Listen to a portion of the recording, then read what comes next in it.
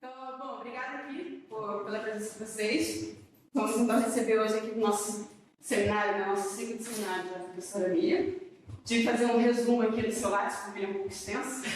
Espero que você não se ofenda, mas é um resuminho, acho que é honesto. A professora Mia está com graduação em Física na Universidade de La Plata, mestrado em Física na mesma Universidade de La Plata, e doutorado em Física na Universidade de São Paulo.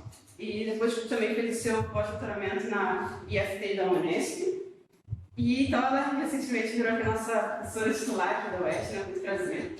Tem experiência na área de física hadrônica e trabalha com colaboração com professores de centros de fontes de energias renováveis, como alguns colegas sabem, né? Importante ressaltar isso. E atua também na área de extensão e pesquisa em aproveitamento de energia solar, especificamente energia solar fotovoltaica.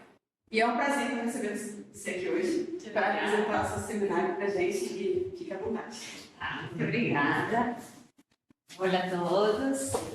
Bom, meu seminário hoje vai ser o mais curto possível, porque aí eu quero dar também lugar a Bruno, que se propôs a falar o que ele fez um pouco em regras de soma também, já que o assunto é regras de soma. E acho que isso é interessante para pensar em futuros trabalhos, porque temos um grupo de pessoas por aí que se podem interessar, como me interessei, começar a estudar regras de soma em algum momento, e que é uma ferramenta que eu vou tentar mostrar a importância que ela tem, o que eu senti que ela tem.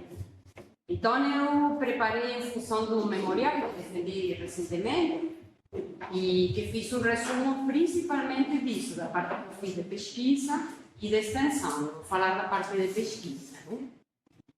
Então, quero mostrar primeiro a motivação mais base, ou mais básica, fundamental, sempre foi na área que eu trabalhei, que eu gosto de trabalhar, de entender um pouco o grande motivo da existência dos aceleradores de partículas para formar o início, supostamente, do universo. Essa ambição humana é bem difícil de alcançar, né? Mas tentar simular o que aconteceu, entender o que aconteceu.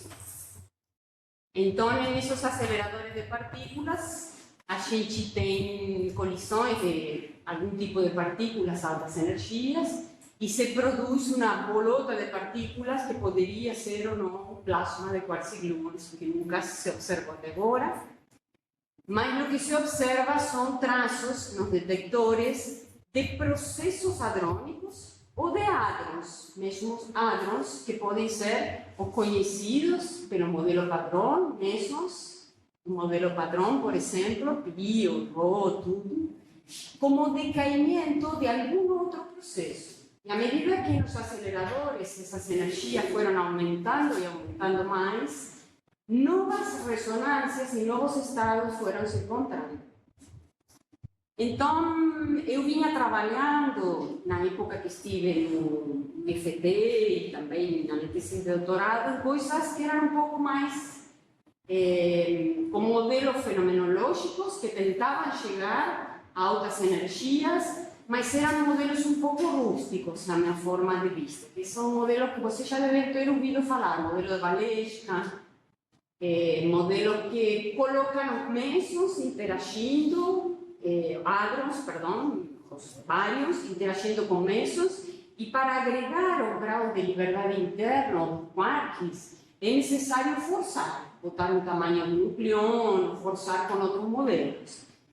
E aí aconteceu que eu fiquei trabalhando com isso um bom tempo, e quando fui para o UERJ Rio, aí iniciei colaborações com, por exemplo, Marcelo Chaparini, que trabalhava nisso, aplicado para estrelas, o professor Delfino, que já faleceu. Mas tudo isso me deixava assim, sentindo que esses modelos eram um pouco rústicos demais. E aí tive a sorte, em 1999, de Marina voltar dos Estados Unidos, tendo estudado um método que se chama regra de somas da QCD. E ela me disse: Miriam, você quer estudar isso comigo? Ela já sabia, quer aprender comigo e quer trabalhar nisso. E aí ela me explicou, e eu entendi, comecei a estudar, que é um modelo, que são as regras de soma de QCD. É um modelo que foi feito, um método, que foi feito por Shishman, Weisstein e Sakharov, são 3 russos. É considerado um método não perturbativo que permite calcular propriedades hadrônicas, como massas, constantes de acoplamentos, fatores de formas, e introduz de uma maneira, eu acho, mais bonita, por isso me entusiasmei muito com o método, que é descrever esses hadrons do lado fenomenológico e do lado da QCD, colocando o grau de liberdade interno de quarks, e faz um match, onde essas regiões podem se encaixar para tentar obter essas quantidades. E o maravilhoso que a mim me pareceu na época, apesar que hoje tenho algumas críticas que a gente vai pôr também nesse método, é que Shishman, Weisstein e Sakharov reproduziram todo o modelo, todos os mesos do modelo padrão com exatidão, usando as regras de soma de QCD. E então eu digo, isto funciona, está sendo usado, funciona, e aí fui estudei e fui avançar no estudo de regras de somas e comecei com uma conta. Primeiro no setor bariônico, com bários, e depois fui todo para o setor mesônico, vou explicar a motivação de porquê também. E isso não fui eu sozinha, fui eu com Marina, Fernando, aí entrou Chaparini, aí estávamos alunos, Bruno, Ângelo, que foram colaborando, outro aluno, Lucea, então fomos fazendo um grupo de trabalho, inclusive Rafael, que estava na USP como aluno da Marina, Karina, que veio como postdoc, mas eu conheci eles mais recentemente. Então, nessa época ainda, eu estava iniciando na UFRJ Rio uma nova linha de pesquisa quando cheguei lá no Instituto de Física. Essencialmente, o que faz a regra de soma é calcular um elemento de matriz de ordenação temporal do meso que eu quero descrever. Por exemplo, se quero descrever um meson ρ e achar a massa do meson ρ, mas como correntes interpolantes. E essas correntes interpolantes vão levar o grau de liberdade interno do meson ρ, o quarks, a composição de quarks, e seus números quânticos, claro. E essa quantidade, essa integral que estou mostrando aqui para vocês, se calcula por esses 2 lados. O lado considerado da QCD, onde vou introduzir no lado da QCD operadores de Wilson parametrização, vou parametrizar o lado da QCD através de condensados. Então vai ter uma expansão perturbativa, não vou explicar muitos detalhes da conta em si, mas quero ir às motivações. Mas vai ter uma expansão perturbativa e essa conta se faz do lado da QCD. Aí eu faço essa mesma conta, mas aqui do lado fenomenológico. E do lado fenomenológico, onde vão aparecer as massas, as constantes de acoplamento, toda a fenomenologia das partículas. E aí se faz um match nas 2 coisas. E para fazer um match, eu preciso tenho que ter muito cuidado em que região escolho para saber que isso é válido. Não posso ir muito para o lado fenomenológico, que vou perder todo o lado da QCD, ou muito para o lado da QCD, que também posso perder informações fenomenológicas. Então, desculpa, as correntes, a quantidade de corrente que você coloca é de acordo com a quantidade de interações que você tem. Então, para mais... assim, falando em diagramas. Isso, aqui Por nesse exemplo, caso, esse caso é basicamente um propagador, né? Isso, seria o meson ρ se abrindo nas suas componentes e recaindo nele mesmo. Nele mesmo, Para a partícula, para a massa do meson ρ. Mas para você coloca mais correntes ali, você coloca outros jogos. para fatores de forma, vamos a colocar 3, por exemplo. Se você tiver um meson que se encontra com outro meson e decai em outro, pode pensar assim. E aí você vai colocar 3 correntes interpolantes. Fator de forma seria basicamente a constante de acoplamento efetivo. A medida do desconhecimento que temos aqui. Tá, a constante de acoplamento efetivo, digamos. Não, Não, fator de exatamente. forma, como vou explicar? como cada una de estas partículas va a enxergar cuando se aproxima a ese proceso que eles se juntam. Y a constante acoplamento, aquele pum. Tem que ser única, pero constante. Mas ela é efetiva, ela tem ela, Sim. ela depende do nível de energia, então não é um fator de foco. Não é. Então, qual foi a motivação principal que surgiu nessa época para nós? De todos os decaimentos de partículas, por exemplo, aqui estou mostrando um de estrela, que é um meson formado por um C/C. Se midió nesse ano 1999 a primeira vez que se observou o decaimento com esta largura e se inferiu, através desse decaimento, o valor da constante de acoplamento. Então, aí tínhamos um único dado experimental para essa nova área de partículas, no qual poderíamos ver se a regra de soma dava certo ou não. E aí fizemos a conta em regras de soma, aqui, e aí a constante de acoplamento, observen que aqui é 17 com as barras de erro, e para nós, nessa época, deu com um método incipiente que tínhamos começado a tratar para fatores já de forma, mas quero só dar o dado experimental, nos deu um número 14. Mais ou menos esse era. Mientras que em outros modelos estava tudo muito embaixo disso. Então nós falamos, tá bom, estamos aproximando muito bem do dado experimental. Então vamos a melhorar o método, vamos a ver o que está falhando e vamos a ver como podemos seguir em frente com isso. Então isso nos motivou porque se nós teóricos ficamos sempre no mundo de conjecturas, y si no tenemos nada experimental, es difícil decir aonde estamos nos aproximando da verdade. Então, sempre trabalhar perto de dados experimentais eu acho bem interessante. E, então, coincidentemente, nessa época, aparece em uma experiência do CERN, que é a NA50, a existência da supressão que eles chamavam anômala do J-psi. É decir, eles tinham uma colisão a altas energias e se supunha que a partícula J-psi deveria aparecer abundantemente porque é formada por um CC-barra. Então, como apareciam mesopíons, que são formados por mesons UID, ROS, CAS, tinha que aparecer também a J-psi. Só que ela não aparecia. E nas teorias existia uma conjectura de que o não aparecimento dela podia ser representativo de que o plasma de quartzo-gluon fosse formado, que sempre é o objetivo dos grandes aceleradores. Então, aí essa experiência virou um boom na física e a ideia era medir se existiam outros processos hadrônicos que pudessem eliminar essa J-psi formada por um CC-barra. Querem me perguntar algo? Estão entendendo mais ou menos? Sim? Então, que outros processos podem existir? Eu posso ter um meio hadrônico formado no acelerador, por exemplo, que o J-psi se encontre com um meson pion, faça uma troca de um meson D e no estado final eu observe D de barra e não observe J-psi.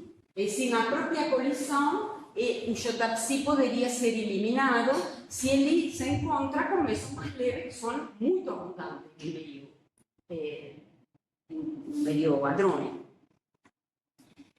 Então, isto que vem aqui seria um processo de uma seção de choque. Então, tem pessoas que na época saíram calculando essa seção de choque.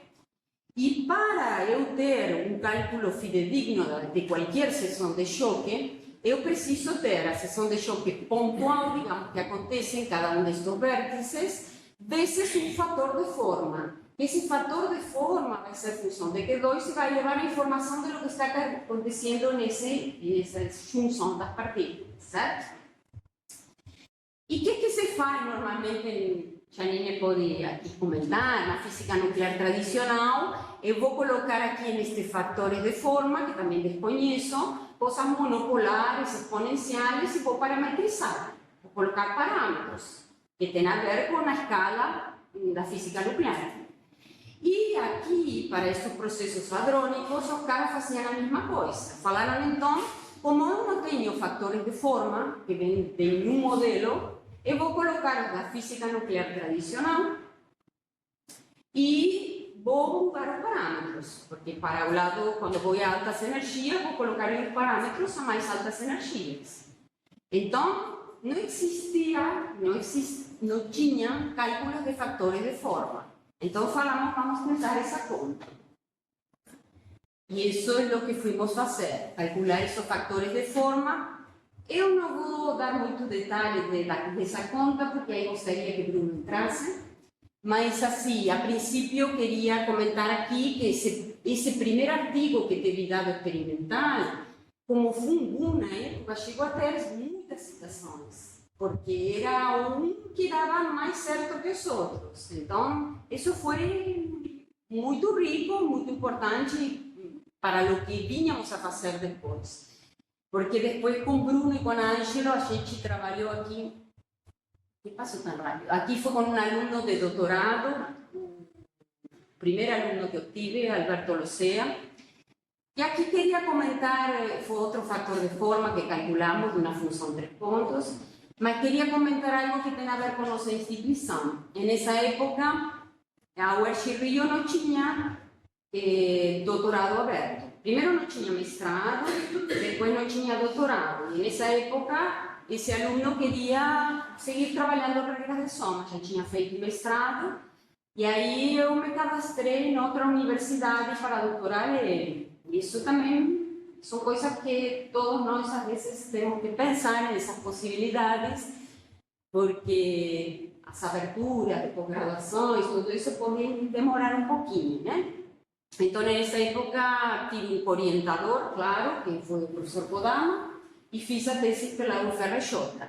E depois veio o Bruno fazendo mestrado, que continuou trabalhos de fatores de formas destas partículas de estrela Rho, de estrela de Rho, para fazer todo um grupo de constantes acoplamentos associados com pion, com Rho e com K, primeiro, para fornecer, digamos, fatores de forma e constantes de acoplamento para que eles calculavam a seção de choque.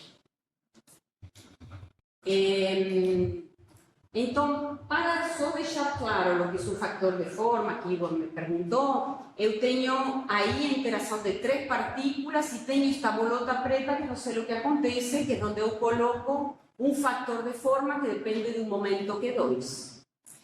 E se eu quero achar a minha constante de acoplamento, eu tenho que fazer esse Q2 ir para a massa da partícula que enxerga, porque é pensar assim, eu tenho, por exemplo, um meson Rho, que é o enxergador daquele vértice. Então, ele tem uma massa muito menor que o meson D.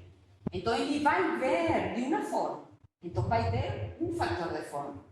Se eu enxergo isso com um meson D, e sai o Rho como partícula, outra partícula, é uma partícula mais pesada, é mais pesada para enxergar esse vértice. Da mesma forma que é interessante, por exemplo, ter um fóton nesse vértice, porque ele vai penetrar muito mais.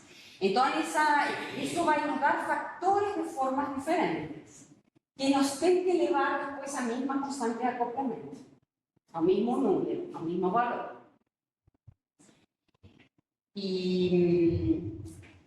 E aqui só para motivar um pouco o trabalho também que Ângelo fez, foi... isto de nossas...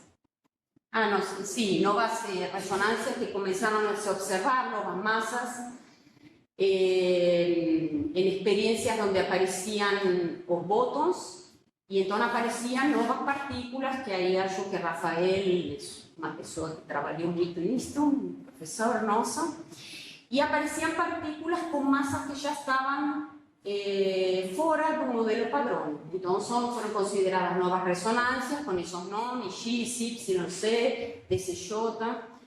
e não se encaixava dentro da estrutura do modelo padrão, de ser 2 quarks dentro, para ser mesons.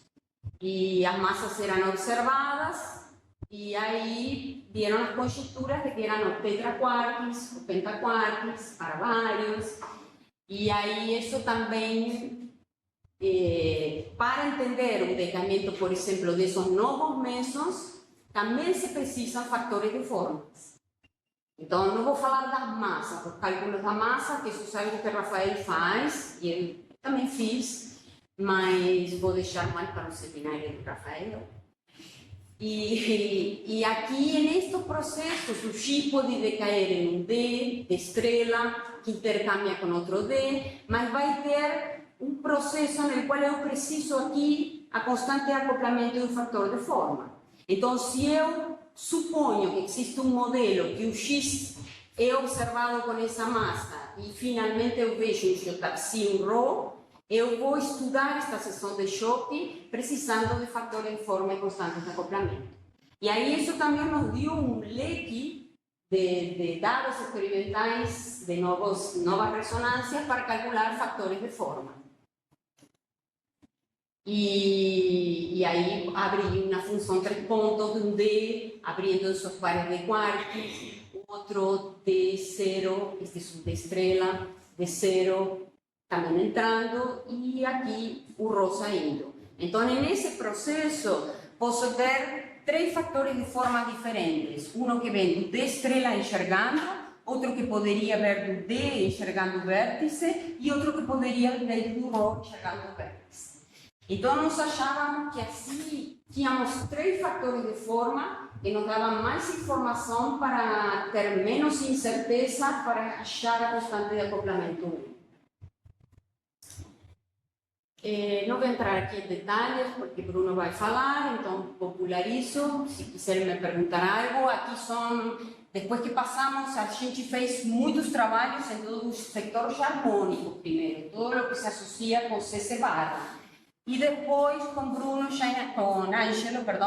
iniciamos no setor botônico. Então, a tese de doutorado dele já foi para mesons ainda mais pesados, onde a regra de soma ainda para extrapolar nos afastamos um pouco mais, é um pouco mais delicada. E hoje se fazem muito cálculos com isso.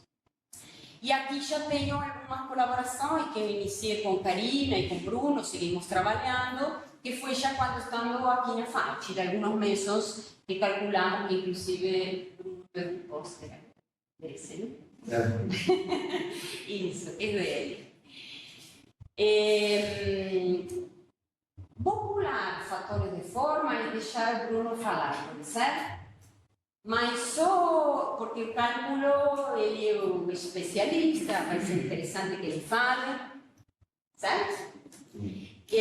Só vou pular, só vou mostrar este gráfico disso que comentei, 3 fatores de forma diferentes, muito diferentes, que eu tenho que extrapolar para a partícula estar on-shell e achar a mesma constante de acoplamento. Então, eu posso usar qualquer tipo de extrapolação aqui ou me limitar às que se usavam, como usam os modelos de seção de choque, monopolar, exponencial ou gaussiano.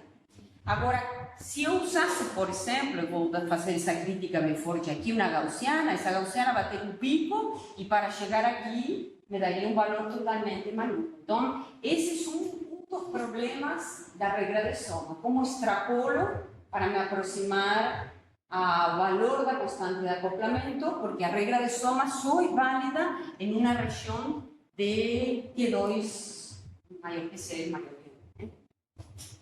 Então, deixo isso em aberto, acho que Bruno vai ser mais duro que eu com isso.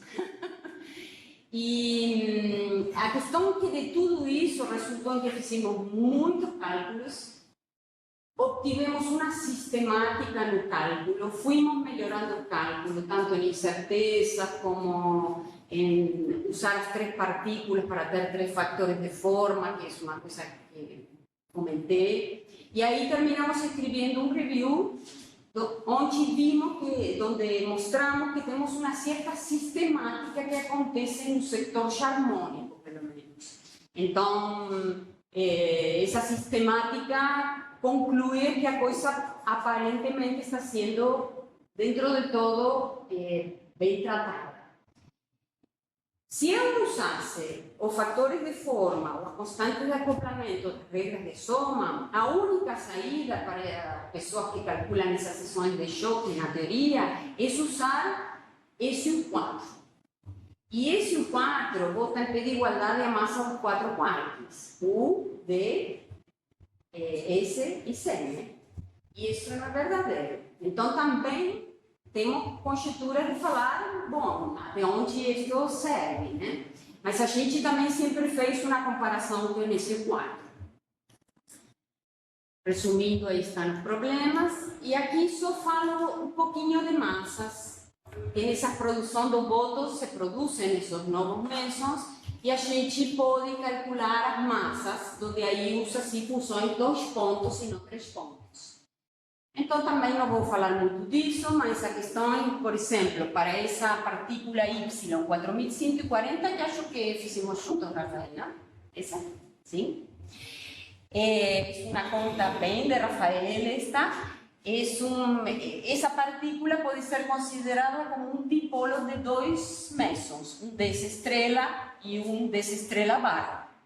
E colocando as correntes interpolantes que representam essa estrutura de 4 quarks para essa partícula Y 4140, cai em cima da massa experimental medida. Então, para massas, em outros casos, funciona muito bem também, né? Rafael, algum comentário? Tem umas atualizações sobre esses dados, né? Então, aí depois podemos abrir isso. Então, é isso que eu queria contar. Larguras, acho que quem é mais especialista é Karina. Karina, você fez muitas larguras? Sim. Então, um dia ela pode falar de larguras também, se quiser, que a regra de soma deixa. E aqui coloquei algumas massas que eu calculei nisso. Isto é, claro, isto é minha apresentação de titular. Então, aqui tem a parte de fotovoltaica. Mas eu não vou mostrar isso para vocês hoje. Então, Bruna, se quiser abrir um pouco mais. Então, eu quero apresentar o Bruno, que é nosso colaborador. Ele se especializou em fatores de forma, principalmente no setor harmônico. Estudou a fundo isso, melhorou programas. Vou falar muito bem dele. Mas ele que vai mostrar isso. Atualmente é professor da CAPES, da UERJ. E, bom, continua colaborando, está trabalhando atualmente ainda nos trabalhos com Karina e comigo. Tá bom? Então, bom dia para vocês. Agradeço a generosidade da Milene de ceder tempo na palestra dela para apresentar coisa também. Me desculpem se vocês não estavam esperando 2 palestras hoje. Eu sou o Bruno, assim, para quem eu não conheço. Tipo, Vitória, você não sei o nome. Jane e Igor. Eu não sei o quão familiarizados vocês estão com o modelo padrão, o que é um Hadron. Fica à vontade. Muito pouco. Fica à vontade para ser bem compreensível. Não, eu quero saber realmente se eu preciso explicar o que é um Hadron. Não, também não. Talvez se você puder um pouquinho, sim, para ela, sim. Sim ou não? Pode ser sincero. Sim, então sim. Certo. Eu acho que é melhor fazer uma musiquinha de quarto. Falar um pouquinho. Fica à vontade para ser bem. Mas eu tenho 3 minutinhos. Curtinho. Bom, a natureza é explicada, a matéria que a gente observa na natureza é explicada no modelo chamado modelo padrão. E o modelo padrão, ele prevê, ou já tem vários dados experimentais na verdade, que a matéria que a gente conhece, que forma prótons, nêutrons, são formadas por partículas menores chamadas quartos. A gente tem 6 tipos de quartos, que é o up, down, o charm, o strange, o tilt e o top. E aí a combinação desses quartos dá os mais diversos hadrons, que a gente chama. Então, hadron é uma combinação dessas coisas fundamentais que são os quartos. Quando é uma combinação de 2 quartos, a gente chama de meso. Quando é uma combinação de 3 quartos, a gente chama de bario. E até assim, razoavelmente recentemente, era isso que tinha, e agora tem coisas muito mais complexas. Tem, que chama de moléculas, tetraquartos, pentaquartos, tem as mais diversas combinações. Então era só isso que eu queria saber se vocês tinham em mente que era. Porque eu vou falar muito de meso. Então, o meso é um conjunto de 2 quartos. Tá? Não é mesmo? Tá.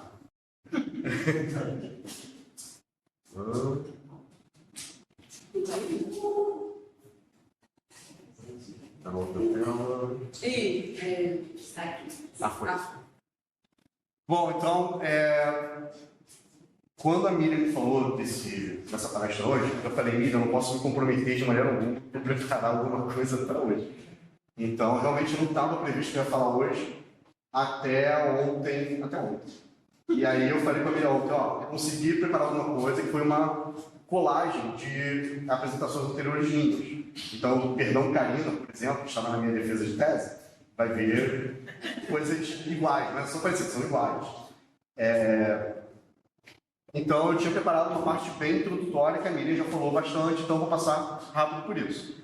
O que são as regras de som, ela explicou, é uma técnica, né, uma técnica que a gente usa para estudar, pelo lado da teoria, sistemas mais complexos, e elas servem para calcular várias coisas que são medidas experimentalmente. Então, a gente pode calcular massas, tanto de hadrons quanto dos próprios quartos, constantes de decaimento, condensados, e aqui está destacado as coisas nas quais eu trabalho, são os fatores de Forman e as constantes de acoplamento. Aí isso aqui é só para trazer uma motivação do porquê que a gente calcula o fator de Forman. Né? Se você pegar o livro do Griffith, de Introdução à Física de Partículas, ele dá esse exemplo aqui de uma seção de choque pelo ângulo do espalhamento. Então ele pega um elétron e faz esse elétron colidir com um átomo de hidrogênio, com um próton. Então é uma colisão um elétron-próton. E aí você tem aqui os pontos, né? E você tem uma curva teórica e uma curva experimental. Os pontos são a parte experimental, obviamente, e essa linha tracejada aqui é a curva teórica. É a seção de choque calculada, teoricamente, na época, pelo espalhamento de Mott, para esse tipo de colisão. Então, você vê que, para baixos ângulos, você tem, assim, perfeito aqui, uma correspondência entre teoria e experimento. Mas, conforme você vai aumentando esse ângulo do espalhamento, você vê que essas curvas já se distanciam muito. Por que elas se distanciam muito? Aí eles pensaram o seguinte, bom, então, quando a gente faz esse cálculo de Mott aqui, para esse espalhamento, a gente está considerando que o próton é uma partícula pontual, elementar. Que até então, o próton era elementar tanto quanto o elétron. A matéria é formada de prótons, nêutrons e elétrons. São todas partículas elementares. Mas aí, quando se fez esse experimento, se perguntou, e se o próton não for elementar, e se tiver uma estrutura interna? E foi aí que começou a busca pelos quartos. Né? Então, a gente corrige essa curva teórica de Mott para bater com o dado experimental, adicionando uma função que a gente chama de fator de Forman. Então, o fator de Forman é essa função que permite a gente, na teoria, introduzir essa coisa desconhecida da estrutura interna de uma partícula que não é pontual.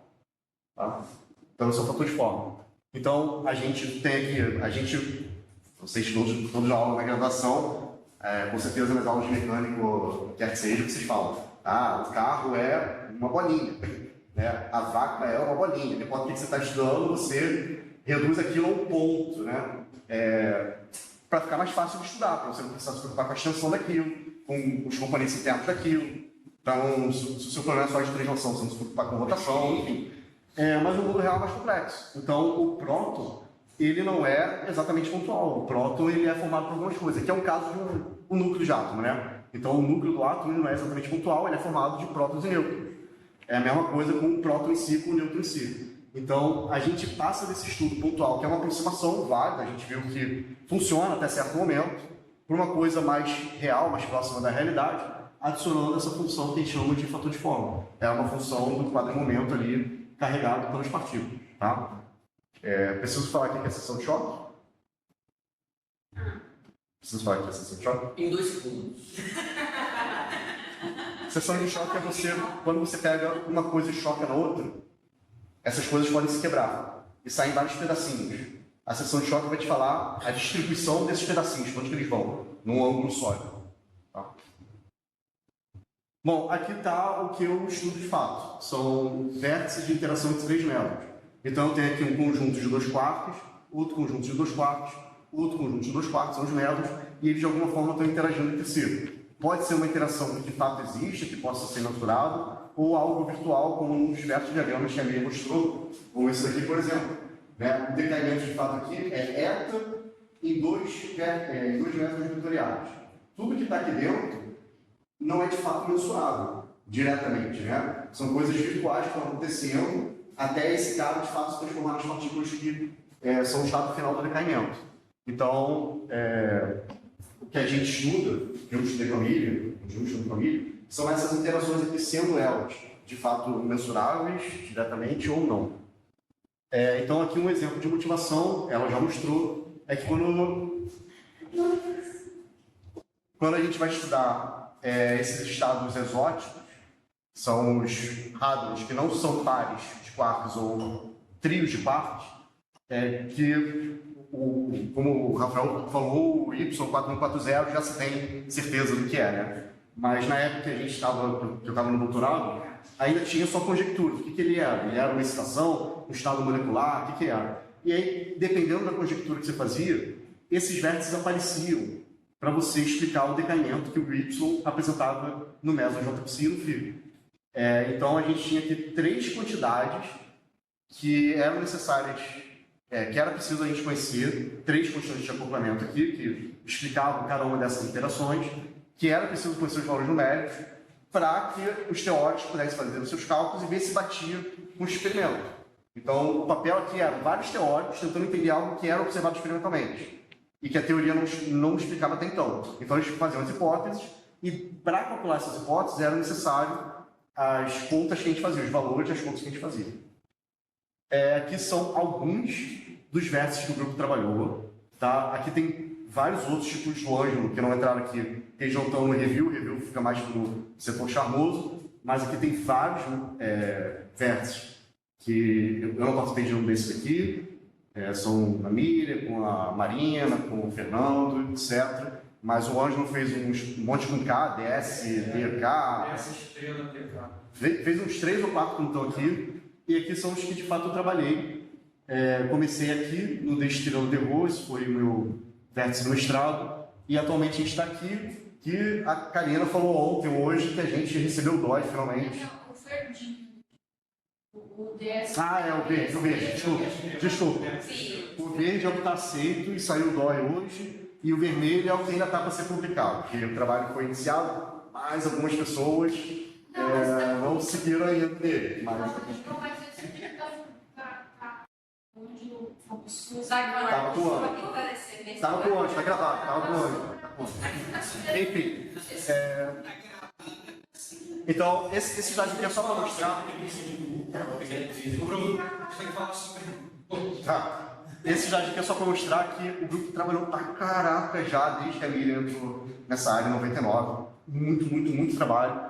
Obviamente que nem todo vértice desse é um artigo, tem trabalhos que estão juntos. Eu acho que esses 2 aqui, por exemplo, eles são um artigo só. Tem alguns aqui do Ângelo, com o Meson B, que também são só, mas publicação pra caramba, trabalho pra caramba, são coisas importantes para se estudar. Como eu falei, aqueles estados exóticos ou outros tipos de decaimento que estão sendo vistos nos aceleradores. Esse slide a Miriam já mostrou, não vou entrar em mais detalhes, é só para mostrar que tudo parte do que a gente chama de função correlação. Essa função correlação ela pode ser descrita de 2 maneiras diferentes, que a Miriam falou que ao lado da QCD a gente usa os graus de liberdade dos quartos, entram ali coisas dos quartos em si, aparece explicitamente os propagadores de campo desses quartos. Do lado fenomenológico, a gente não enxerga os quartos, só enxerga os métodos. Então, são 2 maneiras de descrever a mesma coisa que a gente está vendo. Uma, com a partícula grandona, sem saber o que está ali dentro, e o outro, com o que está ali dentro, sem se preocupar com a partícula grandona. A gente aplica uma operação que se chama transformada de Borel em ambos os lados, e após isso a gente iguala esses 2 lados, porque eles deveriam ser iguais. Não importa como eu estou observando aquele vértice que eu estou estudando, essas 2 maneiras têm que ser equivalentes. Bom, para quem não manja da parte de graus de liberdade de quartos, esses J's que aparecem aqui são o que a gente chama de correntes circulantes. É só para mostrar que aparecem aqui explicitamente os campos de quartos. Q barra é o antiquarto e o Q sem barra é o quarto normal. Isso aqui são operadores que vão depender da natureza do meso. Se o meso é vetorial, esse operador vai ser um gama mi, gama ni, sei lá. Se for um meso pseudo-escalar, vai ser um gama 5 com 6 matrizes de dígito. Então, aqui nesses operadores vai depender do tipo de meso que a gente tem. Se é vetorial, se é pseudo-escalar, etc. Então, a gente substitui isso daqui e vai abrindo a nossa função de correlação. Esses termos aqui estão no ordenamento temporal. A gente pode usar um negócio chamado teorema de Wick, e aí tem uma relação entre o ordenamento temporal dos pares quarto e antiquarto aqui. Né? Se você olha aqui, isso aqui são coordenadas de posição mesmo, né? X, Y, 0. É por onde esses quartos entram e saem versus interagindo aqui. São coordenadas arbitrárias, que a gente diz quem está onde. E, bom, se você junta, por exemplo, esse campo aqui do quarto 1, 0, e esse campo aqui do quarto 1 também, que ele vai para o X, quando você junta essas duas coisas, você tem, então, o que a gente chama de propagador. É uma maneira de expressar a propagação desse quarto da posição 0 para a posição X. Então, quando a gente vê, a gente tem 3 pares de propagadores aqui que a gente pode substituir eles na função correlação e aí a gente cai toda a conta de lado da QCD. Então, eu tenho aqui o que eu chamo de propagador completo dos quartos. Ele é definido por esse pedaço aqui. E a gente subdivide o propagador completo em 2 partes, que a gente chama de perturbativo e a não perturbativa. A perturbativa é dada por esse diagrama aqui. Não, desculpa. Esse diagrama é completo. Esse diagrama é eu trabalhando com o propagador completo. Se eu trabalho só com o... desculpa. Vai estar mais adiante. Mas se eu trabalho só com o termo perturbativo, eu simplifico esse diagrama. E eu tenho vários outros diagramas que vão representar a parte não perturbativa. Lá isso. Tudo bem. A função correlação, com os graus de liberdade de quartos, ela corresponde a uma série que a gente chama de série do OPE, que a Emília falou rapidamente. A série do OPE, que são os operadores de Wilson, que ela falou, ordena em grau de importância, em grau de contribuição para a função correlação em termos das estruturas ali de condensados. Então, eu tenho o primeiro termo, que eu não tenho condensado nenhum da série, que é o termo perturbativo, e aí eu vou adicionando complexidade nos meus diagramas, adicionando condensados quartos, condensados de grumos, condensados mistos, e é isso, esse termo é o perturbativo, é o primeiro daqui, e a soma de todos esses outros termos, é uma série infinita, vai entrar aqui na parte não perturbativa. Qual é a importância de eu escrever a função correlação com os operadores de Wilson? É que, como é uma série, a gente vai ter uma convergência. Se ela não convergir, não adianta nada. Eu vou ter que ficar pegando infinitos termos para chegar a algum lugar. Eu não posso pegar infinitos termos. Então, a gente exige dela uma convergência. Exigindo a convergência, a gente tem aqui uma hierarquia, então, do que é mais importante para a minha conta. O diagrama perturbativo ele tem que ser o mais importante para a conta, tanto que os primeiros trabalhos que a Maria fez com a Marina e com o Fernando, em alguns casos, só calcula o termo perturbativo. Sim. Em seguida, você vai adicionando essas correções, vai deixando cada vez mais próximo do que é a realidade, fazendo as contas dos demais diagramas que contribuem para o operador de Wilson. Mas, como é convergente, a gente não precisa pegar muitos termos. Eu vou mostrar exemplos de resultados para tentar ilustrar isso. Bom, então a função correlação na série de Wilson, pelo lado da QCD, ela pode ser aberta em termo perturbativo, termo que inclui condensado de quartos e todos os outros adiante. Aí aqui está em laranja, destacado o de condensado de grumos e condensado de quartos, só para destacar que esses são os mais importantes, são os que o grupo da Miriam trabalhou desde o início. Esses aqui, vocês vão ver que a contribuição deles é quase zero, dependendo do caso. Então, eles podem ser, ou foram, tanto negligenciados ao longo dos anos. Então, esse é o diagrama perturbativo. Ele é muito parecido, por isso que eu me confundi, com esse primeiro aqui. Mas você vê que essa linha aqui, que corresponde à propagação do quarto, ela é mais grossinha, quer dizer que é o propagador completo. A linha mais fininha é o propagador perturbativo só. Então, eu tenho aqui um meso entrando, outro meso entrando, um meso saindo. E essa interação entre eles faz os quartos irem de um lado para o outro se reorganizarem e sair aqui esse meso C. Então, esse é o termo perturbativo, é o diagrama que a gente calcula, que dá a base, é a maior contribuição para todas as contas. Bruno, Oi. Para mim ainda não ficou claro, já conversei isso com o Rafael, mas ainda não ficou muito claro qual é o parâmetro perturbativo. Como é que você sabe que, por exemplo, condensados da parte bosônica, gluons, Gemini, é menos importante Eu vou mostrar. que a parte quiral, que vai aqui, ou então a parte mista. Eu não. Isso é algo que eu quero que aconteça, mas não é algo que eu. Isso é matematicamente bem estabelecido? Entendeu? Isso eu tenho certeza, se eu consigo mostrar que esse é um termo de primeira ordem, segunda ordem, é realmente uma expansão Não sei de parâmetro responder derivativo. Porque a partir daqui, disso, analiticamente, Porque eu já ouvi isso muito na minha vida, de que a contribuição. Mais importante. Isso, a contribuição bosônica é muito pequena, né? A contribuição Gemini é muito pequena para o. frente anos anteriores. Isso, frente, comparado, por exemplo, com o Quiral, que é Marraquê. Mas isso é algo que eu quero que Agora. aconteça, mas eu não suponho isso, eu não provo analiticamente. Não. Porque chegam outros pontos, Isso é meio observacional, você vê que você coloca um, não faz muita diferença, o outro você tem uma convergência dos termos. Você tem Na hora a que você convergência. coloca os resultados, você vê que um é menor. É na prática. Eu não sei te responder isso, olhando para a conta. Cobra que você não tenha superprivativo, que calcule toda a série para ver o que acontece. Aí cada termo vai ficando menos importante. Então, primeiro, vocês consideram uma ação, uma lagrangiana que é normalizável. Que aí você garante a estabilidade, que ela é convergente e tudo mais. E aí, com isso, a partir disso, você começa a construir esse negócio. Você fala, quando eu coloco o termo, só o termo quiral, por exemplo, eu consigo fitar legal. Se eu coloco o termo com gluons, não melhora grandes coisas. É assim que vai funcionando. E vamos.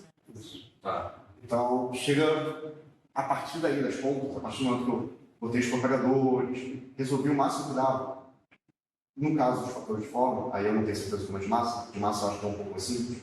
Você cai nas integrais duplas, impossível de fazer não. Não dá. Então é tudo numérico. E aí fica uma caixa preta ali dentro, que ali eu sei que eu estou botando, sei que está saindo, mas eu, Bruno, você também tem a compreensão disso. Eu não tenho a compreensão do que está acontecendo ali no computador de fato. Tá, entendi. Tá? Então, aí estão os diagramas de condensado de quartos. Então, repara, eu tenho que calcular um diagrama, aí se eu adiciono condensado de quartos, eu já tenho mais 6 para calcular. Se eu adiciono condensados de gluons, eu tenho mais 6 para calcular. Se eu adiciono condensados mistos, sei lá quantos tem aqui, contem. Então, conforme eu vou adicionando esse tempo, vai ficando cada vez mais complexo. E eu já estou usando o computador já fica sofrido. E às Tá. vezes a contribuição é muito pequena. Sim, às vezes você tem um esforço computacional. Sim. Pode ser numérico ou mesmo braçal. Um esforço computacional grande demais para colocar uma coisa Na época do doutorado, eu não deixava rodando 10 minutos o programa. Ficava uma tarde inteira. Deixava lá. Isso foi uma conta de online. Não era uma simulação, uma conta de online. Mas isso vai falar que você tem internet. É isso que eu ia falar. Você ia falar isso? Eu ia ser assim. Complicado. Você pode ter. Não fui eu que estacionei na vaga de luz hoje. Então, aqui estão as formas analíticas desses desenhos, né, desses diagramas. Só para dar uma ideia, obviamente eu não vou entrar em detalhes.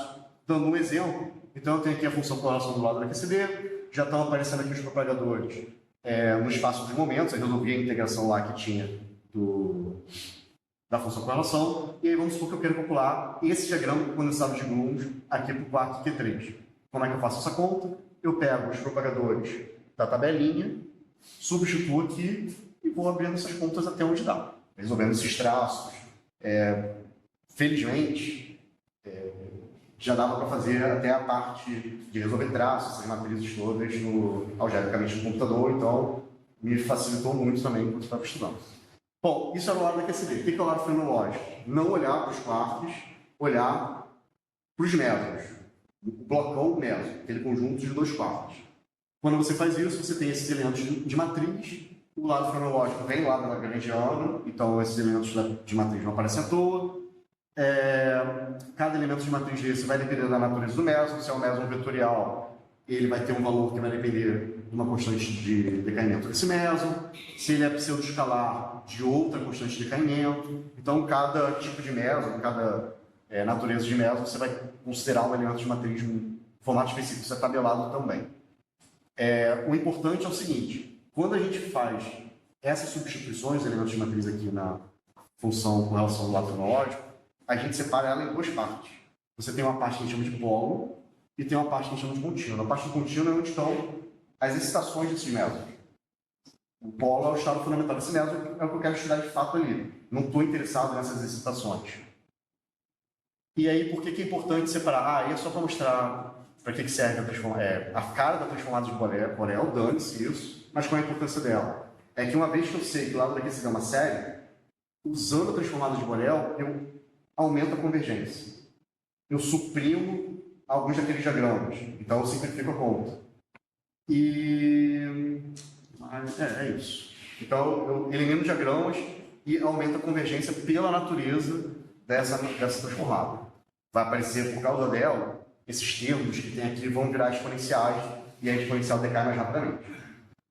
Bom, aí é para mostrar os diagramas que são suprimidos pela transformada de Borel. A transformada de Borel é uma transformação do espaço dos momentos. Então, se eu aplico uma transformada em P, ele só vai transformar coisas que tem P. Se eu aplico uma transformada em P', ele só transforma coisas que tem P'. Então, os termos que não tem P nem tem P', acabam morrendo. Então, aqui eu tenho P, tenho P', esse diagrama sobrevive. Agora, esse daqui ele é proporcional não a P', a Q. Aí, quando eu aplico a transformada de Borel em P', ele fica zero. A mesma coisa vai acontecer aqui. Então, esses diagramas são cortados e aí eu elimino daqueles condensados de quartos, que são 3, dos 3, e eu só preciso calcular 1. A mesma coisa com a massa. As partes de condensados que são com massa, são esses xzinhos aqui, eu mato 2 e só preciso calcular 1. E assim por diante. Então a gente simplifica pra caramba a quantidade de diagramas graças à transformada de Borel. Tá. Aí, uma vez que a gente separa, faz a transformada de Borel, separa o lado fenológico, e o que é estado fundamental, o que são as ressonâncias, eu preciso sumir com as ressonâncias. E aí, como é que eu faço para sumir com as ressonâncias? Eu pego o lado da QCD, aquela integração que é até infinito, ou seja, estou pegando todos os estados de energia, aquela integração que é até o infinito, eu limito ela, e esse limite, até o valor superior, que eu não sei, eu que introduzi esse limite, eu vou falar que ele está representando o polo, tudo que vem acima desse limite é o contínuo. Então, quando eu igualo o lado fenológico com o lado da QCD, aqui eu também estou abrindo em polo contínuo, corto contínuo com contínuo, sobra só o polo que eu quero estudar. Tá? Então, é isso. E aí está a regra de sombra da QCD para o polo. Aí começam as coisas que a Miriam falou, que talvez eu fosse falar, dos problemas do método. A Miriam falou e fez tudo parecer muito bonito, porque o D estrela de Pi bateu lá com os dados experimentais, mas... Aí ela deixou um problema para você. Não, mas eu Perfeito. não quero deixar. Isso é um assunto interessante Mas- para trabalhar. Tem um monte de coisa nas contas de regra de soma que são artificiais, que a gente introduz para facilitar a nossa conta, são artificiais, que a gente introduz para facilitar a conta e que carregam tanto de arbitrariedade. Então, quanto que vale esse limite superior aqui? Eu não sei exatamente. Quando eu faço a transformada de Borel, eu estou transformando o espaço de P para uma variável M, que a gente chama de massa de Borel, que ela não tem exatamente uma conexão com a realidade. É uma coisa que foi introduzida por uma transformada matemática. Obviamente que a gente busca fazer uma correlação dela com algo físico para facilitar a gente, mas estritamente falando, ela não tem. Quanto que vale essa massa? Então, vamos anotando. Ó. Tem problema. Mas isso é ótimo. Eita, isso é ótimo. É justamente aí que nós precisamos trabalhar. Quanto que vale essas massas de Borel? Para eu fazer a conta. Porque o resultado é numérico. O resultado não é algébrico. Então, eu tenho que determinar um valor para essas quantidades que eu adicionei ao minha conta. Então, eu tenho que dar um valor para a massa de Borel fazer a conta. Quanto? Não sei. De limite de corte contínuo. Sabe um pouco. Tem que ser perto da massa do mesmo que você está trabalhando a organização. Exatamente. Aí vai falar agora.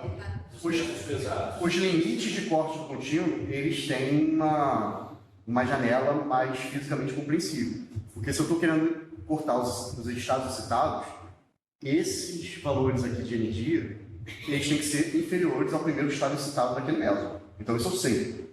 Agora, ele é algum valor entre o estado fundamental e o primeiro estado citado. Qual exatamente esse valor? Isso a gente não sabe. Isso é uma arbitrariedade. Então a gente faz aqui uma parametrização desse S e U que foram adicionados, de modo que eles fiquem dentro dessa janela, maiores do que o estado fundamental, mas menores do que o primeiro estado citado. O fator de forma. O que é o fator de forma? O fator de forma, ele aparece no lado fenomenológico. Entendeu? O fator de forma ele vai aparecer no lado fenomenológico, dentro dessa amplitude aqui. Então, no lado fenomenológico que aparece o fator de forma. Então, se eu igualei lado fenomenológico com o lado do QCD, e eu quero encontrar o fator de forma, é só eu passar tudo que está do lado fenomenológico, exceto o fator de forma. Por outro lado, então ele passa literalmente dividindo e isola o fator de forma e encontra o valor dele. Então é isso que está feito aqui. Isolei o fator de forma, aqui ficou o lado da QCD sobre tudo que sobrou do polo, exceto o fator de forma. Então tem esse tio aqui, só para destacar que foi retirado daqui de dentro da função correlação o fator de forma. E aí eu tenho, como a Miri falou, até 3 fatores de forma. Vai depender de qual meso que eu estou estudando fora da camada de massa, qual meso que pode carregar um quadrimomento variado. Se eu tenho 3 mesos diferentes interagindo no meu vértice, eu posso ter 3 mesos fora da camada de massa para serem estudados. Então eu tenho 3 contas diferentes para fazer dentro do mesmo vértice. A constante de acoplamento é o limite dessa função aqui, o limite quando eu jogo esse T2 para o valor da massa daquele meso que está fora da camada de massa. A massa do Borel, a transformada do Borel que vocês usam, ela serve isso bem, não sei, né? A princípio seria isso na minha cabeça. Somente para eliminar diagramas que você não E quer. para aumentar a convergência da série da OPE. Para aumentar a convergência. Tá. Mas, por exemplo, não sei se alguém já tentou fazer sem ela as contas. É possível fazer? Boa pergunta. Não sei. Porque, por exemplo, se você está falando que a massa do Borel, né, ela tem esse problema de interpretativo, de saber exatamente o que é especificamente, de repente. Não, tem esse problema, mas a engenharia dos estados, então, obviamente, tem que reclamar.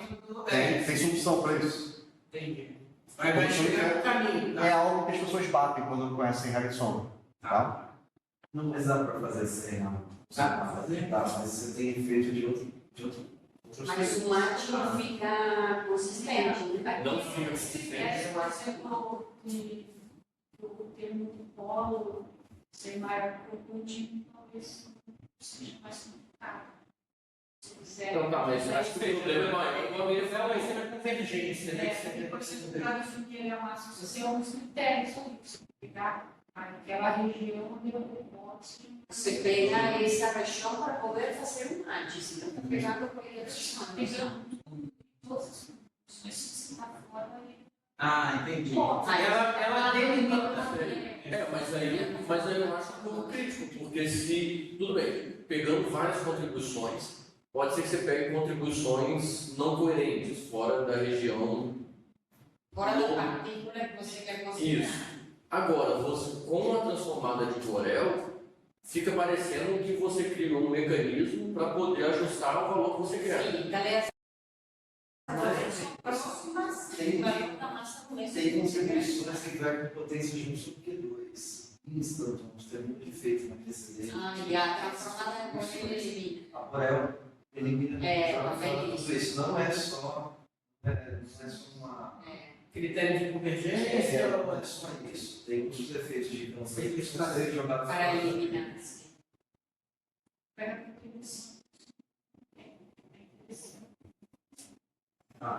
Tudo que é escuro vai embora. A questão que tem que fazer, que lembramos agora, mas não sabemos muito como parametrizar. E aí, daqui você vê então que você tem até 3 fatores de forma no mesmo vértice, que se a constante de acoplamento é um limite do fator de forma, você pode ter então até 3 constantes de acoplamento para um vértice, o que não era para acontecer, deveria ser um valor só, né? Então,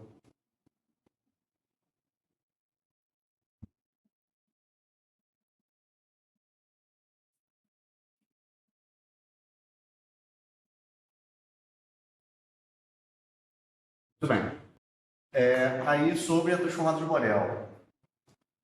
Isso daqui não é... Como é que isso aqui é resolvido? A gente adota alguns critérios de modo que a gente force a convergência ser a menor possível da série do OPE. Então a gente tenta exigir, numericamente mesmo, que a contribuição do termo perturbativo seja a mais relevante da série do OPE. Então a gente poderia afrouxar isso. Isso é uma coisa totalmente arbitrária. Mas em todas as contas que eu participei, a gente tenta exigir que o termo perturbativo seja pelo menos 50% do bolo.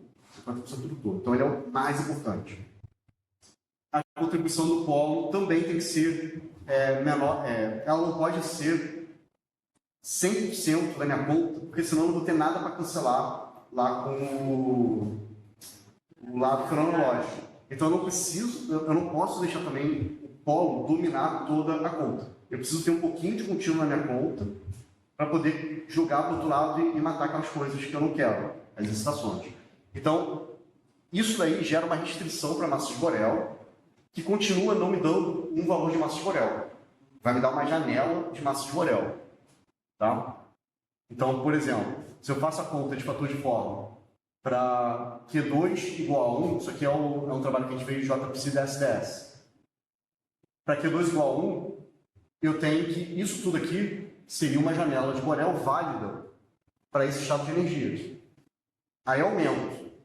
Vou para Q2, você vê que a janela mudou. Vou para Q3, a janela mudou. Então, o que a gente passou a fazer numericamente a gente calcula todas essas janelas possíveis, tira a interseção de todas elas. Então, se eu só trabalhar com massa de Borel, nesse caso aqui entre 3.2 e 4.8, eu sei que para todos os pontos que eu estou calculando de fator de forma, eu estou chegando em valores que eu vou ter contribuição do polo maior do que o contínuo, contribuição do termo perturbativo maior do que do resto. Tá? De qualquer maneira, eu continuo não tendo um valor para massa de Borel. E aí, o que a gente passou a fazer a seguir? Ao invés de chutar um valor de massa de Borel e fazer a conta com esse valor, coisa que era feita, era literalmente chute, era uma arte. Tinha um tanto de arte na Ericsson. Como todos esses valores são igualmente bons, a gente passou a tirar uma média. A gente começou a calcular o fator de forma em vários pontozinhos dessa janela e tirou uma média desses valores, porque todos são igualmente bons. Então a gente parou de pegar um só e passou a considerar todos. E aí, isso entra como uma incerteza depois no resultado final que a gente tem. Então, primeiro você tem que encontrar essa janela. A gente encontra a janela para cada Encontrou a janela, tira a média. tira a interseção, achou a janela em si, refaz o cálculo com várias possibilidades de massa de Borel. E aí tira a média.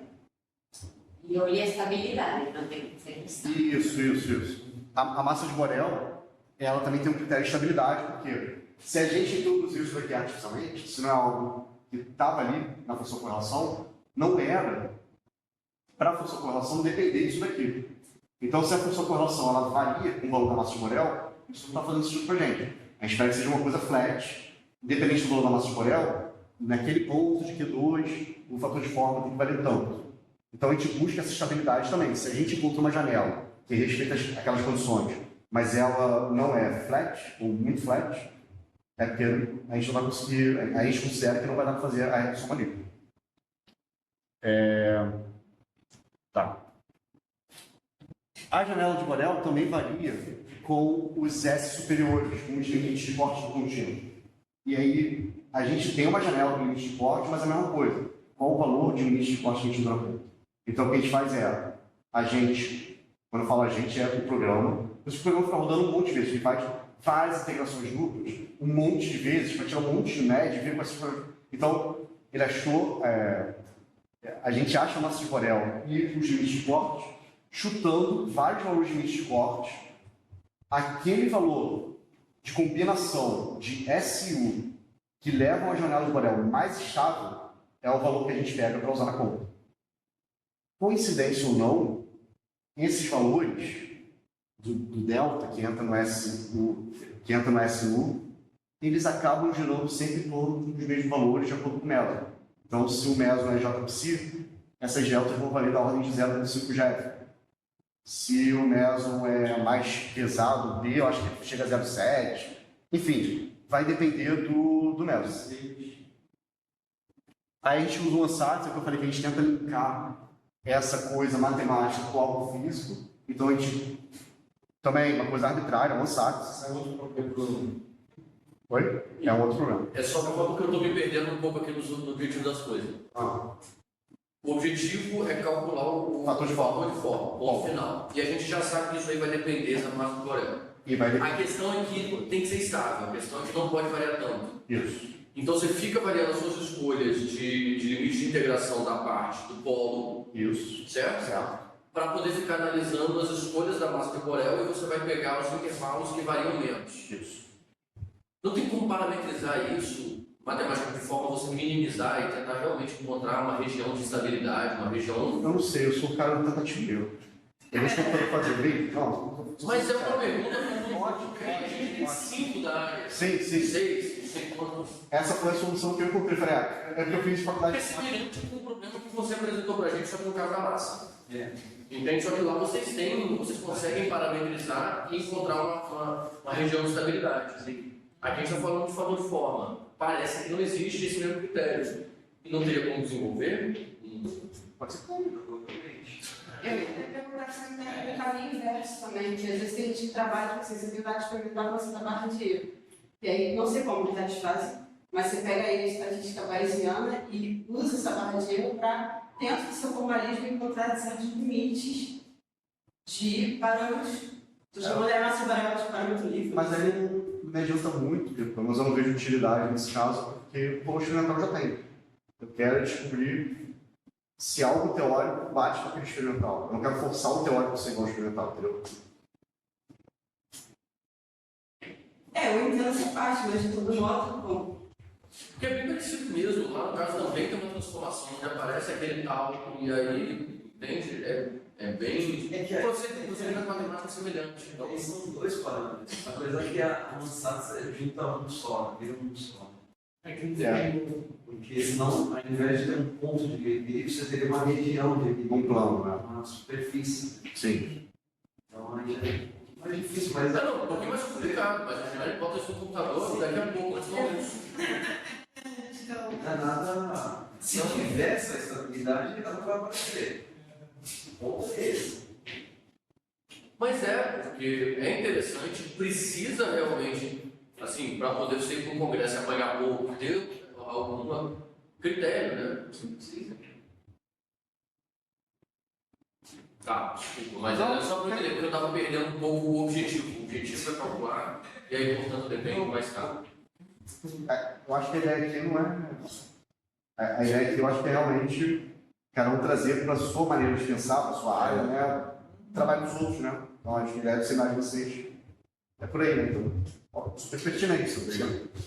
Bom, o ANSATS é uma maneira de eu simplificar a conta, porque como o Rafael falou, se eu deixar as duas massas de Borel livres, aí, ao invés de eu olhar para uma janela de Borel, que é uma reta, eu vou olhar para uma superfície, né? Algo que deveria ser plano, não uma reta. E aí tem uma complicação a mais. Não lembro se é quando eu estava no mestrado, no início do doutorado, e eu estava incomodado com usar isso aqui. Aí a menina falou, então estuda isso aí. Você é incomodado, né?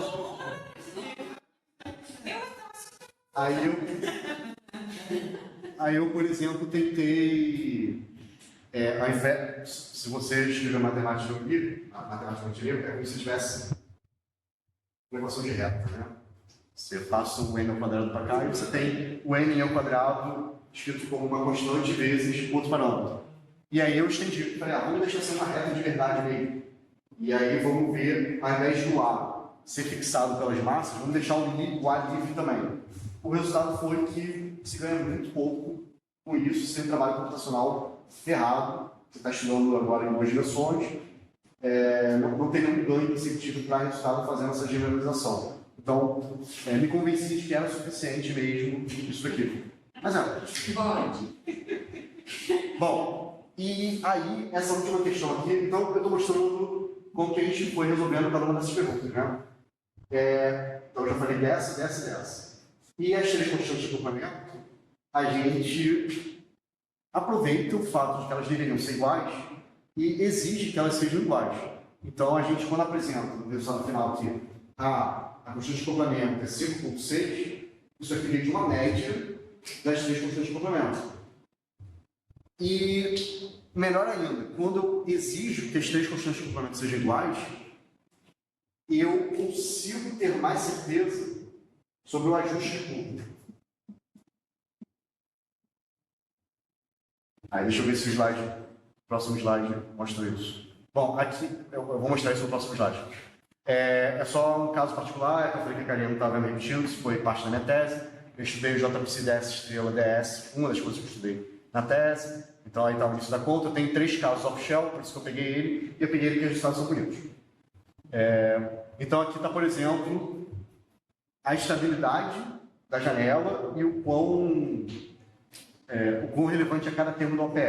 Então aqui a linha preta, eu tenho a contribuição total, a linha vermelha, a perturbativa, condensados de quartos, condensados de blues, condensados mistos. Você vê que está exatamente na ordem das Você contribuições. calculou separadamente cada contribuição, é isso? O quanto que ela é do total, né? Relativo ao total. Aí você vê que o perturbativo ele corresponde à metade, porque o meu programa exigiu isso, então ótimo que não saiu nada diferente. E você vai ver que, por exemplo, condensados mistos, eu nem precisava estar fazendo a conta disso, porque a contribuição dele é muito pequena. O de Glooms até foi relevante nesse caso específico, mas tem casos que também vai para zero. Então, quando eu chego num termo que ele é próximo de zero, aí eu assumo que o seguinte também seria zero. Assumo. O próximo da OPS seria zero, não sei porque eu não fiz a conta. Aí eu assumo que seria zero, porque eu vi a convergência acontecer tão bonita que eu acreditei, tive fé, que era zero no próximo. E você vê a estabilidade, você vê que eu estou fazendo aqui. Porque se duvidasse, eu ia mandar fazer. Ele aprendeu a lição. Ele aprendeu a lição. Aluno bom é assim, aprende logo na primeira. E aqui você vê a estabilidade que a gente busca, né? Aqui está um ponto do fator de forma, para Q2 igual a 1. E você vê que para vários valores na massa de Borel, dentro da janela que a gente encontrou, que era a que respeitava tudo, você vê que varia muito pouco. Olha só. Muito pouco. Então, pô, ótimo. Isso aqui está totalmente fazendo sentido do que a gente esperava. Não era para ser tão relevante para a conta em si. Aí aqui são os outros casos. Aí você já vê que, dependendo do método que está off-shell, nem os condensados de Glooms importam. Só o termo perturbativo já seria o suficiente para encontrar um resultado legal. Então, por exemplo, tem vários trabalhos do grupo pré-2011 que não usam condensados de Glooms. Deveriam usar? Não necessariamente. Tá? Então, a gente Nesse foi... caso aí, você testou o condensado misto? Sim, E ele está abaixo, ele não entra, né? ele acaba sendo suprimido. Porque Ele é suprimido. ele acaba sendo suprimido. Nada transformado. Não necessariamente. É porque, dependendo, a transformada, ela só não mata condensados de quartos e mistos desse propagador daqui, que fica aqui embaixo. Ah. Esses dois aqui são sempre matados, sempre mortos. Tá. Quando esse quarto que está aqui é um quarto pesado, um charme, um build, o condensador dele é zero. Então, numericamente, ele não tem valor. Entendi. Então, eu só calculo isso para up, down e yes. Tá? Então, nesse caso aqui é um caso desse. O propagador de quark que ficou ali embaixo era o charme. Então, já matou todos os mistos e descondensados de quark. Aí a gente começou a fazer, por exemplo, a gente só fazia até os quarks. A gente começou a fazer os glúons por situações como essa. Aí eu referi, olhava para o artigo e falava, só fez o termo perturbativo e está falando que é a série da UPE convexe? Não, calcula mais condensados aí. Aí a gente passou a calcular os glúons por conta disso. Aí, ó, esse aqui, cara, numericamente zero, estabilidade muito boa da janela. Enfim, aí entra aqui a questão do ajuste, que tem a ver com as três constantes de complemento. Cada pontinho desse é um valor de fator de forma para um Q2 diferente. Então, o programa ele cospe coisas que se parecem, por exemplo, dados experimentais. Você tem um valor de fator de forma para cada Q2, mas o fator de forma é uma função. Então, você pode fitar esses pontos para chegar na função que representa aquele fator de forma. Agora, é o que a Miriam falou também. Eu pego um conjunto de pontos como esse e testo alguns ajustes de curva vários vão se ajustar. Eu posso ajustar uma exponencial, posso ajustar uma gaussiana. Às vezes, o mesmo conjunto de pontos, vários se ajustam. E aí, qual o ajuste que é o correto? Então, isso é o quinto problema da regra de soma para fator de forma. Qual ajuste eu escolho? A gente se aproveita do fato de que as três contas que a gente fez têm que bater. Então, acaba que o meso mais pesado, se eu coloco ele com ajuste molecular, e os mais leves com ajuste exponencial, eu consigo essa concordância quando eu vou lá para a região da constante de acoplamento. Você vê que os três pontos batem entre si dentro dessa janela de erro, né? E isso eu só queria comentar, foi na sistemática em Chopaxi sempre, na região de Charmone. Sim, quando chega com coisas que envolvem um cálculo, acaba que o melhor ajuste, a quantidade de produção gaussiano, Quando tem isso vai de acordo com o vértice. Então a gente testa vários ajustes, aquela combinação que melhor coincide é a que a gente adota. E aí também tem o erro associado a esse ajuste. Então essas janelas de erro que tem aqui, elas vêm da análise de erro de todos esses parâmetros levados em consideração. Os parâmetros do ajuste, a janela de Borel, os valores de ΔS e ΔU a gente leva em consideração, a gente pega um pouquinho para cima, um pouquinho para baixo, isso muda muito, ponto. A gente leva em consideração os erros inerentes que vêm da parte fundamental das massas dos métodos, as massas dos quartos, os valores, os erros dos condensados. Tudo isso a gente leva em consideração até cravar que uma constante de acoplamento, como essa daqui, é 4,3 mais ou menos alguma coisa. A análise de erro, você vê, eu levo em consideração os erros de todos os parâmetros, e aqui a gente vê que alguns contribuem mais, outros contribuem muito pouco. Então, nesse caso, os condensados, a gente tem uma contribuição no erro muito pequena. O que mais foi o calcanhar de Aquiles aqui, por exemplo, foi a massa do Charme, que mesmo com uma variação pequena, dependendo do vértice, correspondeu até 20% do erro naquela conta. É isso. E aí as conclusões, eu não tive tempo de fazer.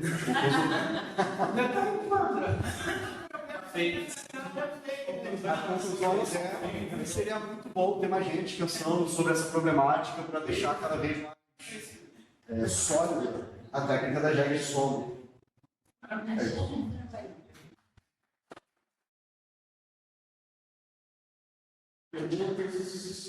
Perguntas, por favor, perguntas. Bom, com relação aos problemas, no caso da massa, os dois a gente consegue ter técnicas, eu trabalhei bastante isso de otimizar a determinação desses parâmetros, né? Tanto da massa de Borel quanto do código de Monti.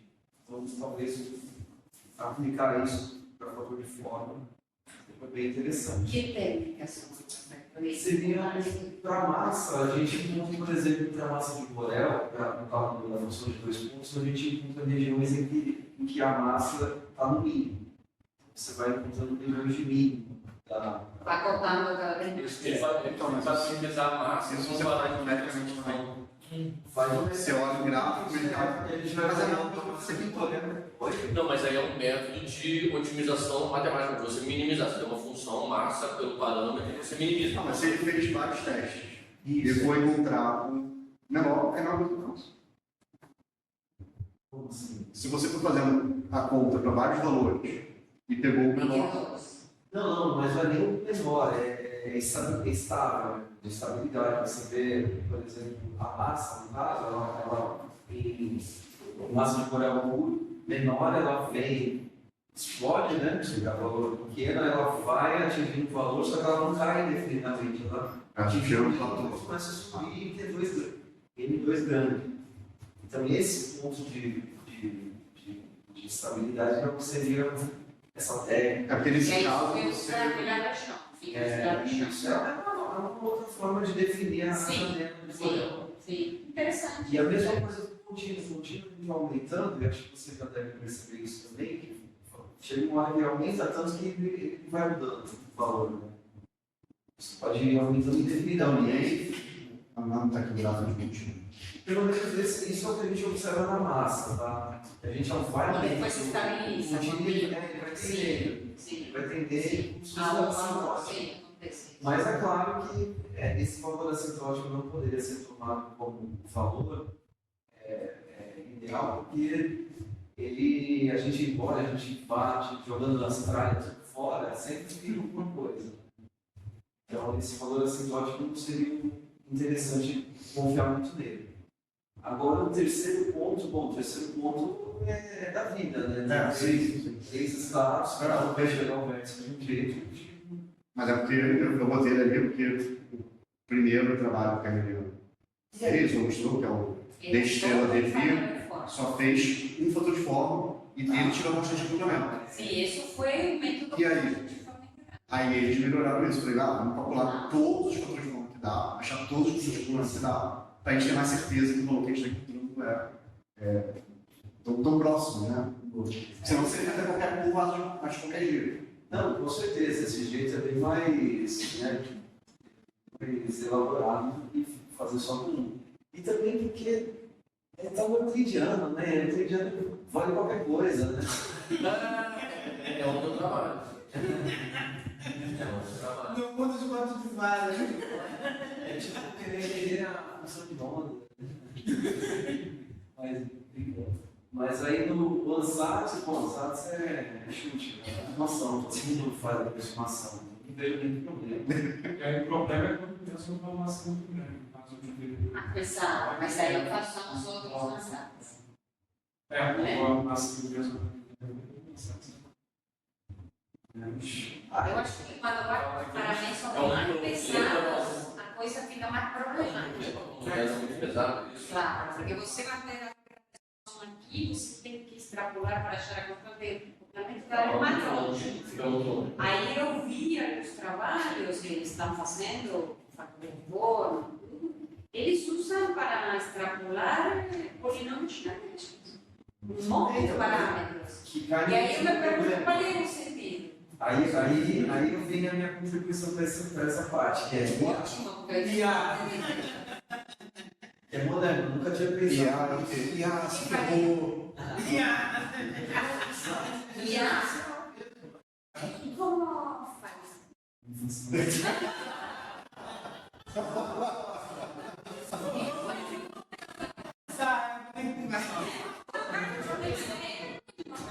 Não, mas Por isso Porque no fundo o que se faz aqui é uma IA medieval. É uma árvore de decisões, né? Uma árvore de A decisões. gente usa três, né? As IAs são infinitas. E a gente tá nem aí. Não, e isso é um trabalho terrível. Claro. Não, foi todo feito, ele fala, ele automatizou a coisa, fazia tudo à mão. Bom, gente, então, vamos agradecer mais uma vez ao convidado. Aí eu iniciei aqui.